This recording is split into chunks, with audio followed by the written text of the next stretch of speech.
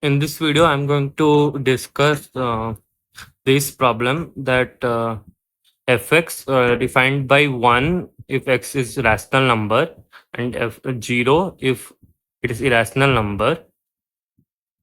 We want to show that this function is not Riemann integrable. Okay, so I'm restricting the domain to 0 to 1. Okay, so this is what this is our function. Okay, so the graph looks like this,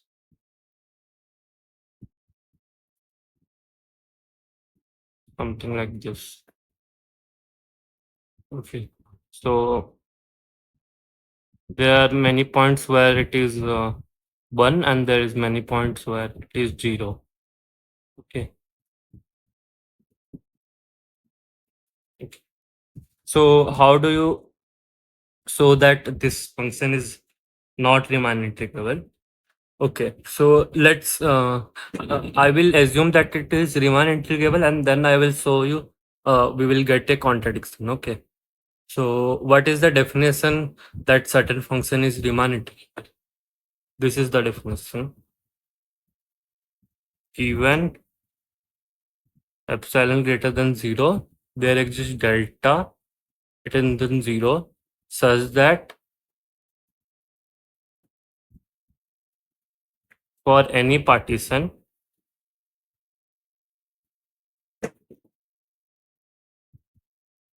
P x0 to x1 to xn, where x0 is 0 and xn is 1.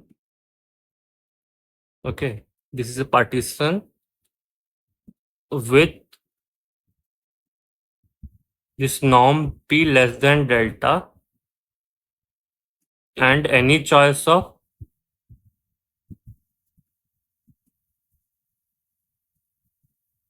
ck in xk minus 1 to xk. We have spf minus j is less than epsilon. Okay, so see this, you know what is norm p? Norm p is maximum of this distance delta xk, where k is 1 2 3 and okay. No, what is delta xk? Delta xk is this one, xk minus 1. Okay, it is the length of sub intervals. Okay, let's say this is your partition x2 so on xn minus 1 xn. You can take this one is delta x1, this is delta x2. Okay, this is delta xn. Okay, it might happen that this is x0 x1 and this is x2, so some may be bigger, this one, this length is bigger than this one. Okay, this may happen. Okay, but for example, let's say this is 0, this is 1, this is let's say 0.3, then there is 0.5, then 0.9. So this is my partition. Okay, 0, 0.3, 0.5, 0.9 and 1. So delta x1 is 0.3, delta x2 is 0.5 minus 0.3, this is 0.2, and delta x3 is 0.9 minus 0.5, which means this is 0.4, and delta x4 is 1 minus 0.9, which means 0.1. So delta norm P is maximum of all this delta xk, which means this is what is the maximum of these four quantities? 0.4, right? So that is just I wanted to clarify the definition. Okay. So okay. Okay. So since we have assumed that f is Riemann integrable, then this definition is satisfied for every epsilon. So let me take epsilon is equal to 1 by 3. Then we get a delta, right? Delta greater than 0, such that if I take any partition x0, x1 till xn, where xn is equal to 1 and x0 is equal to 0, okay, such that norm of p is less than delta, then for any ck between xk minus 1 to xk, then spf minus j is less than 1 by, I want to take 1 by 3. Okay, so 1 by 3. Okay, so okay, so now let's see, this definition is satisfied. Okay, so let me take something like this. This is the 0 1. Okay, so let's say delta by 2 is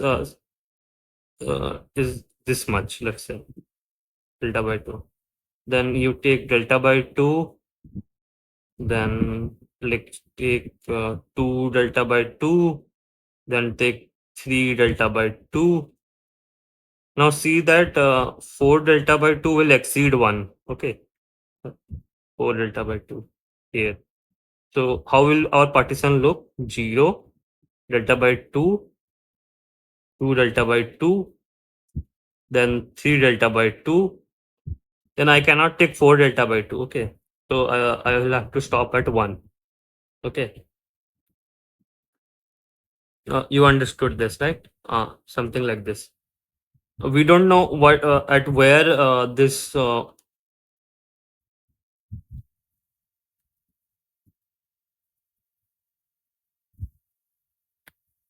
we don't know where this delta by 2 will cross 1. Okay, but at certain stage it will cross 1, right? Because so let's say our delta by 2 has value, let's say 0.1. Then how does it look like? 0 delta by 2 is 0.1, then 0.2, then 0.3, 0.4, 0.5, and so on. Let me make it bigger because 0.1, 0.2, 0.3, 0.4, 0.5, 0.6, 0.7, 0.8, 0.9, and then 1.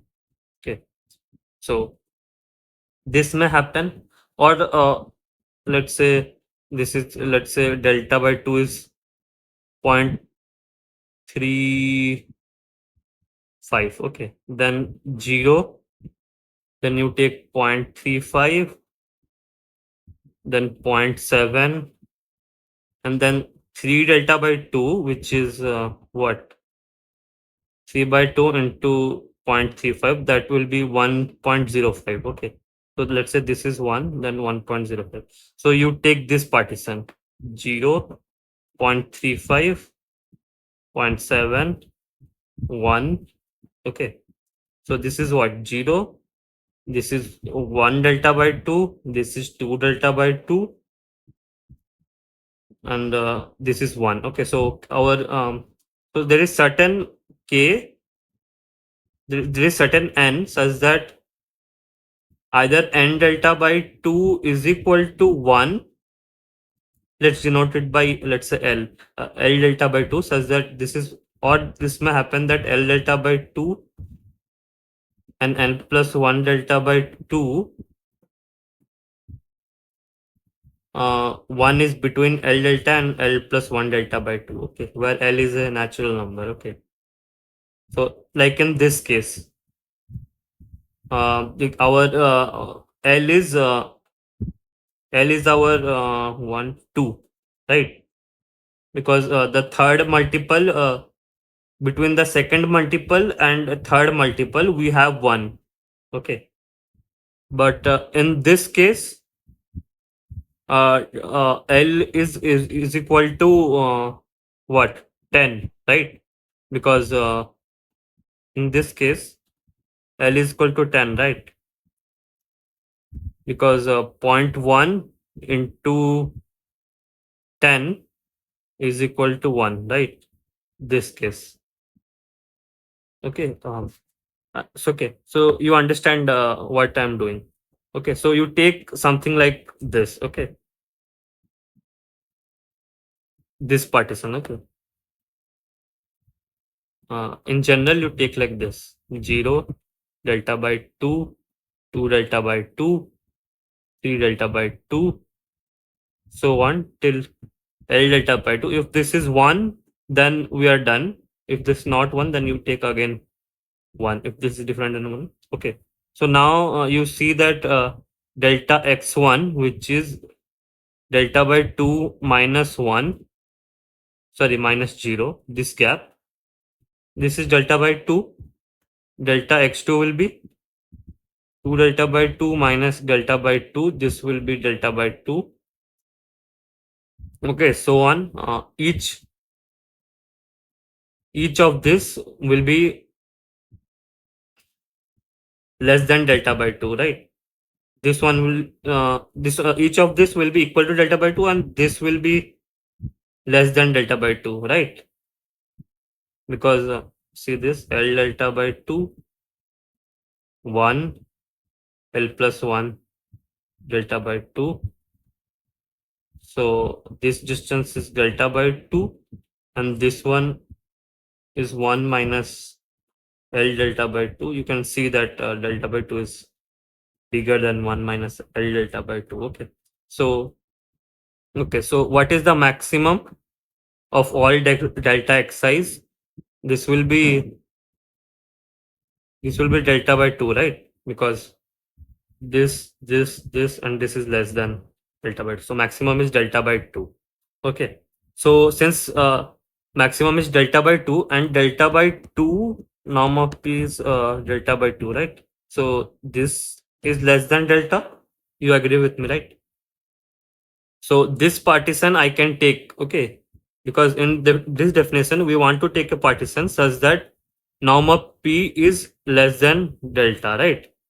So and our if I take this partition, then this partition has norm is equal to delta by 2, which is less than delta. So I can take this partition. Okay. So I am taking this partition. Okay. And now you choose ck to be I can take ck to be anything between 0 by delta by 2, 0.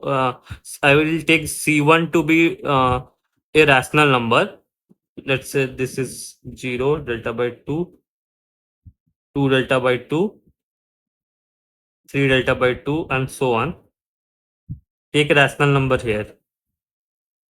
Take that will be my c1. Take a rational number here, that will be my c2.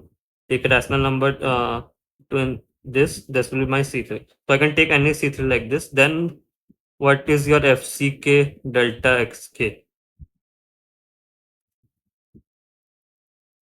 Minus j. This is less than 1 by 3, right? So you will get since this is a rational number, I'm taking c1, c2, all of this rational number. Okay, so you will get 1. Value is 1, right? Delta xk minus j is less than 1 by 3. And if you see this one, this will be delta 1 into delta xk will be delta xk minus j is less than 1 by 3. Okay. Now delta xk is again x2 minus x1. This is delta x1, right? Then delta x2 is x3 minus x2.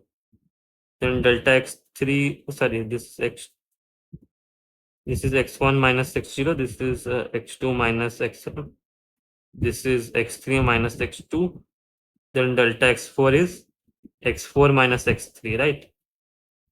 Okay, so delta xn is xn minus xn minus 1. Okay, fine.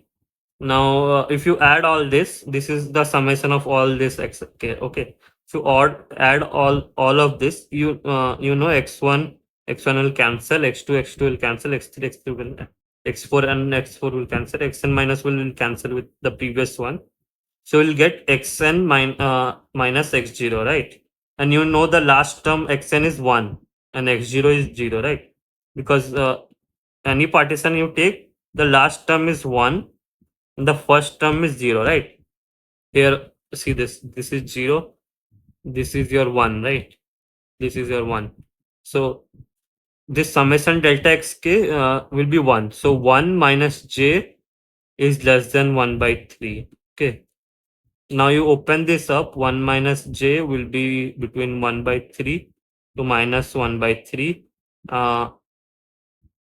Then it will be minus 4 by 3 is between minus, sorry, minus j is between minus 4 by 3 minus 2 by 3, right? Okay. So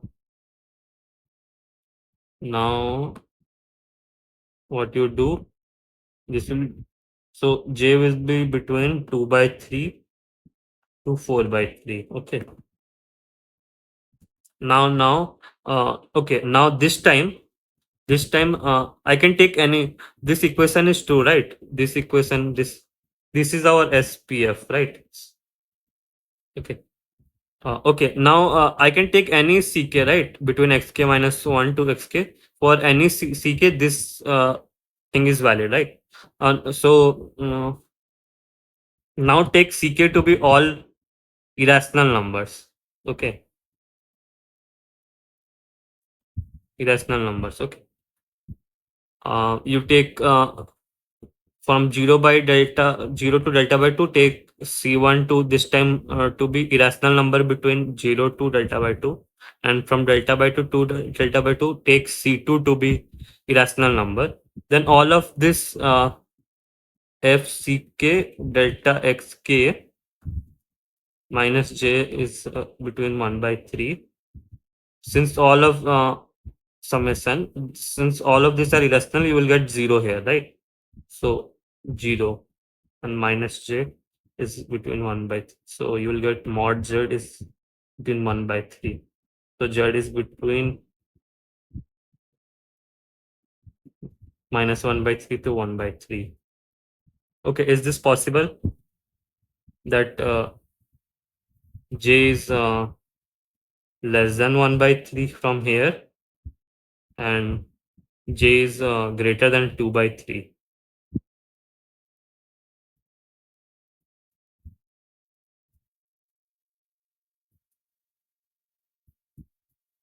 This part. So 2 by 3 is less than 1 by 3. Is this possible? That is your contradiction. So the assumption that we made in the start, that this function is Riemann integrable, that must be false. Okay, so that's why we got the contradiction. So we have proven that this is not a Riemann integrable. Thank you.